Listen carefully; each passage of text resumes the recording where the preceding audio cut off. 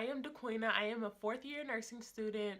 I am going to be talking to you today about tips to succeed in nursing school, to better yourself, and to be successful. So first, you want to prepare. You want to go over any PowerPoints that have already been uploaded, skim through your book, read it if you're a reader, look at those important boxes in your books, those emergency concepts, anything that is in bold or italicized. You want to look at those different things within your book.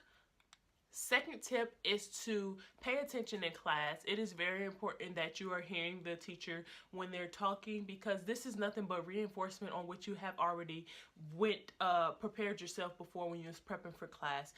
Hearing it, sometimes you might remember something during a test, something the teacher said, so you want to pay attention during class. Don't be on Facebook, Snapchat, and that's why I still like to sit in the front, because I'm more likely to pay attention. I won't be on my phone or Snapchatting or online shopping or anything like that. So you want to pay attention to what the teacher is saying. She might mention something that might be on the test, something that she feels that is really important. You'll be able to learn the way the teacher is going to test you if you pay attention in class. Third, you want to record lecture if you are allowed to. I know some schools do not allow you to record lecture, but our school do, and a lot of schools do allow you to record lecture, so you want to do that. I use an app that's called it's just like a recorder, and I'm able to organize my recordings by whatever unit we're on, and I name my recordings. And sometimes in my PowerPoints and stuff, I'll write like what exact time this slide starts on, so that I can go back to that exact same time, and I won't have to try to like skip through or rewind and all that type of stuff like that. So that's what I do in my notes to let myself know where exactly in the recording this PowerPoint lies. My fourth tip is going to be ask questions. If you do not understand what's going on or what the teacher is talking about, or if you wrote down questions when you were preparing yourself for lectures, you want to ask questions, because you're paying for this, okay? You are paying for school. You need to be able to understand, and you need to be able to ask questions. If you do not feel comfortable during class asking questions, then you should go after class or email your teacher, but ask questions, because you owe it to yourself as a student and as a educator or a future nurse to ask questions and better yourself, okay? Okay, my fifth tip is to review after class. Usually within the hour after class, it's good to go ahead and review what you went over in class. It helps to reinforce that and tack it into your brain to help you understand the material that you went over in class. You can go ahead and add extra notes. You can add extra notes and go into details about it, or you can go ahead and just skim through what you went through in lecture. At least do one of those things. Go into details, add extra notes, or just skim through it, reinforcing that information. But it's good to at least go through and review what you learned in lecture within an hour after that lecture. Okay, my sixth tip is going to be repetition.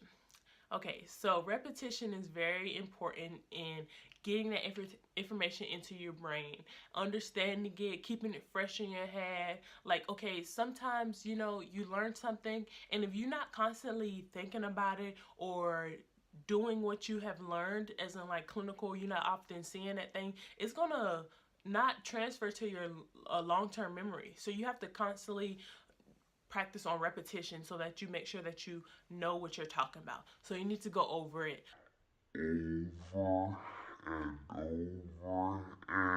over until you feel like you are comfortable with it, you know it, you understand it. But repetition is very, very important. Tip number 7 is going to be do practice questions. Nursing school is a whole nother ball game when it comes to practice questions. So you are doing application questions in nursing school. You're not doing questions that are more just information based. So books that I use for review include the success books for whatever subject I'm covering, such as psych, med surg, pediatric, OB, or anything like that. I use the success books. I use the I also have the book that comes with my textbook for my med-surg class. I use that. I also have the Saunders book, and I have a Lippincott book, and I use questions within those.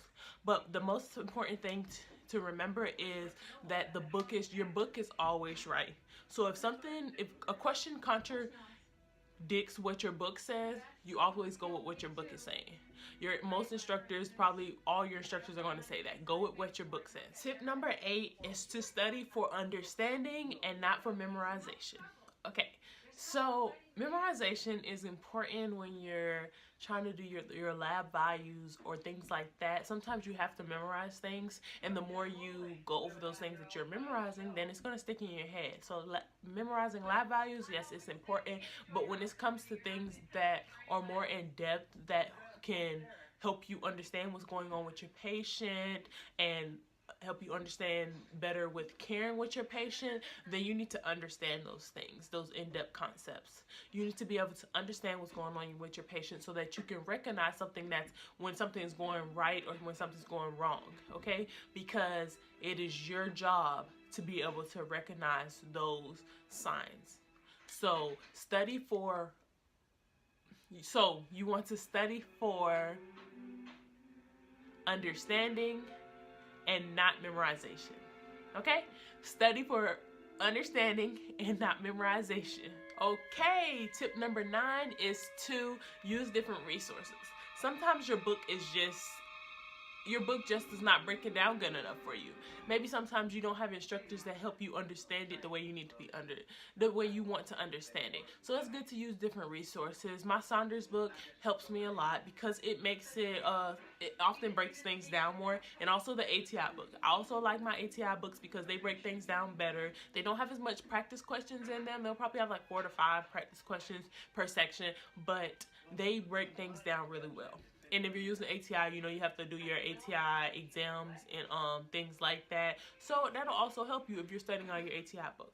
So using those different resources help to break things down, and then you might have to also understand what type of learner you are. And some people learn in different ways, but understanding the type of learner you are is very important.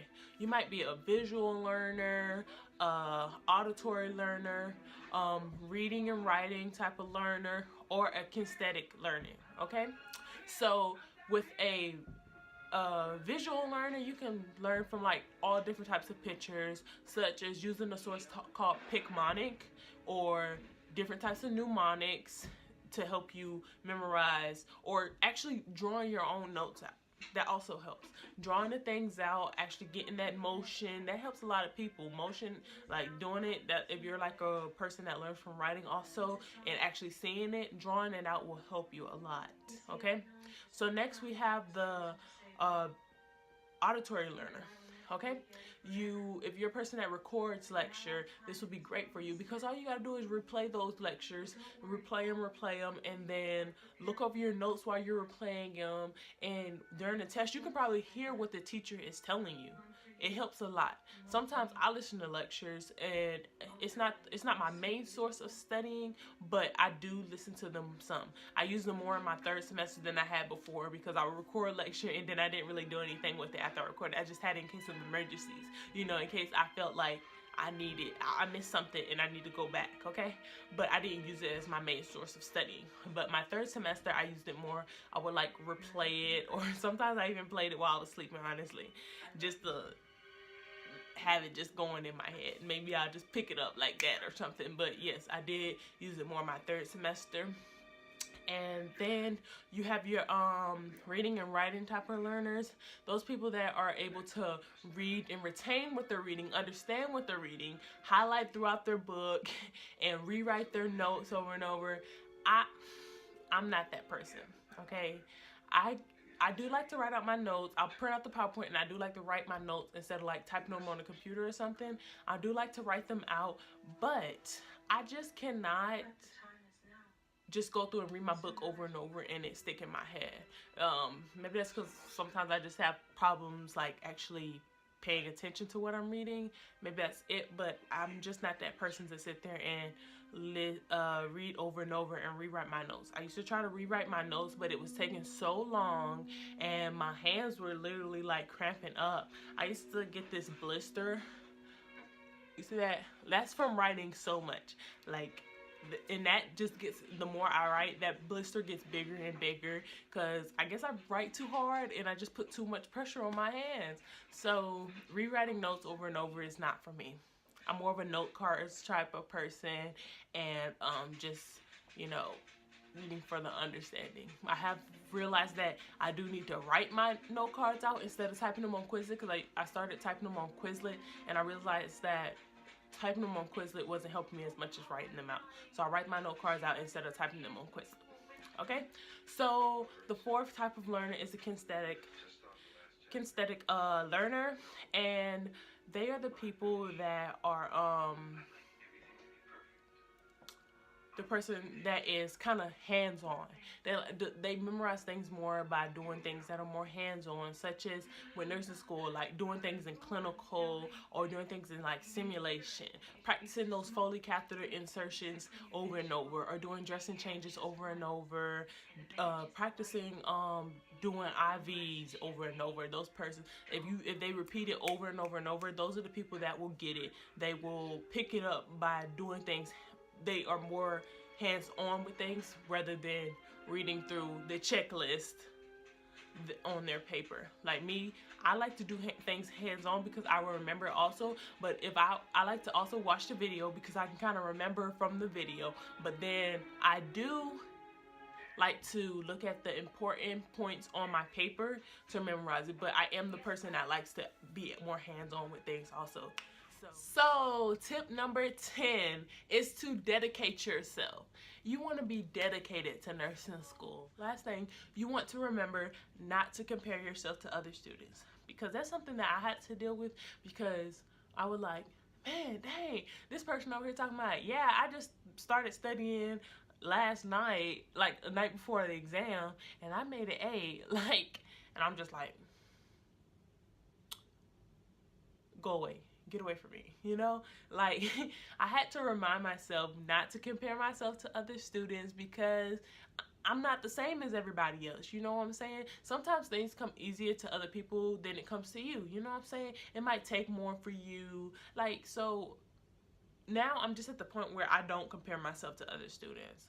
So those are my 10 tips to being successful in nursing school, bettering yourself while in nursing school, and remember that it's never too late. You're still doing good. Just remember to keep pushing, okay? Thanks for watching my video. I'm Future RN Queena, and I will put my Instagram account down below, and I will link also below my first video that I made for YouTube.